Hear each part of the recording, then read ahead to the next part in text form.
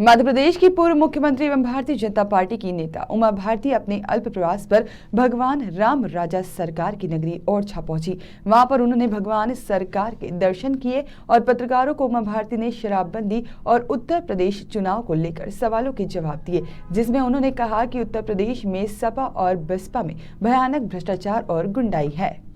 पूर्व मुख्यमंत्री नेता उमा भारती ने शराबबंदी पर कहा कि 14 फरवरी को यज्ञ समाप्ति के बाद शराबबंदी पर खुलकर बोलूंगी और उत्तर प्रदेश चुनाव को लेकर कहा कि हवन समाप्ति के बाद पार्टी जहां की जिम्मेदारी देगी उस राज्य में जाकर चुनाव प्रचार करूंगी। उत्तर प्रदेश में भारतीय जनता पार्टी की सरकार बनेगी और समाजवादी पार्टी और बहुजन समाज पार्टी पर आरोप लगाते हुए कहा कि सपा और बसपा ने भयानक भ्रष्टाचार और गुंडाई है, जिसको उत्तर प्रदेश की जनता कभी भुला नहीं सकती।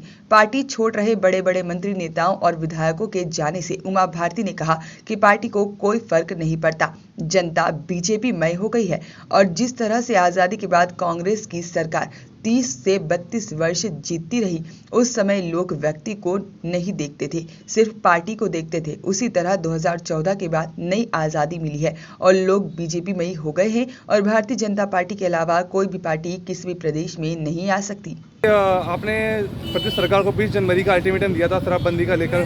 गंगा सागर में गंगा जी 14 जनवरी को पहुंच गई।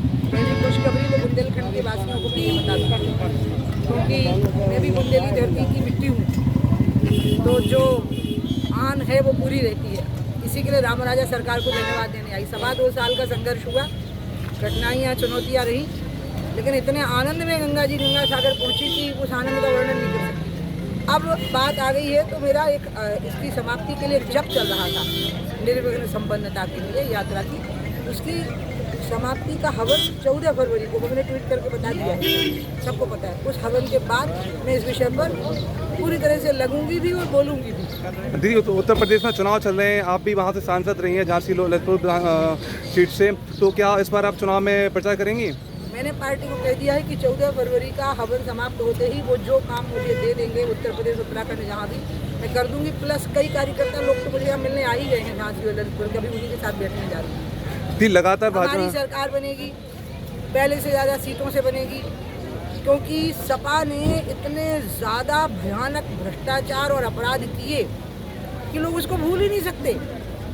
ना बसपा के समय का भ्रष्टाचार भूल सकता है और ना सपा के समय का अपराध और भ्रष्टाचार का मेल भूल सकता है। उसको लोग कभी नहीं भूल सकते। हमें कुछ नहीं बोलना, लोगों को याद भर आती है वो बात, और वो सोच भी नहीं सकते हैं कि अब हमारे अलावा कोई यहाँ उत्तर प्रदेश में आ सकता है।